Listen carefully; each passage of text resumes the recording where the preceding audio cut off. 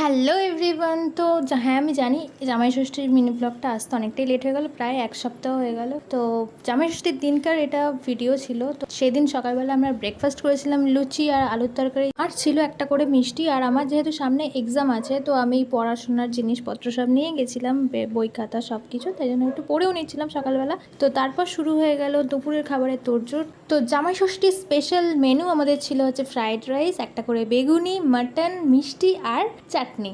আর হ্যাঁ, আমাদের এইবারে জামাই ষষ্ঠী হয়েছিল মাসির বাড়িতে। সত্যি বলতে সেদিনকে ফ্রাইড রাইস আর খাসির মাংসটা জাস্ট অসাধারণ হয়েছিল, এতটা সফট ছিল মটনটা। তো দুপুরের খাওয়া কমপ্লিট করে আমরা আবার বেরিয়ে পড়েছিলাম আইসক্রিম আনতে। তো এতটা সেদিন গরম ছিল যে একটু ঠান্ডা কিছু দরকারি ছিল। তারপর আমরা সন্ধ্যেবেলা বাড়ি চলে আসলাম, আর আমার দিদির মেয়েটা রাগ করে বসেছিল যে আমরা বাড়ি চলে গেছি। তারপর সন্ধ্যের ভিউ নিতে নিতে আমরা বাড়ি পৌঁছে গেলাম। তারপর রাত্রিবেলা এসে ডিনারটা করে নিলাম। মিনি ব্লগটা ভালো লাগলে লাইক করো আর চ্যানেলটাকে সাবস্ক্রাইব করে যেও। বাই।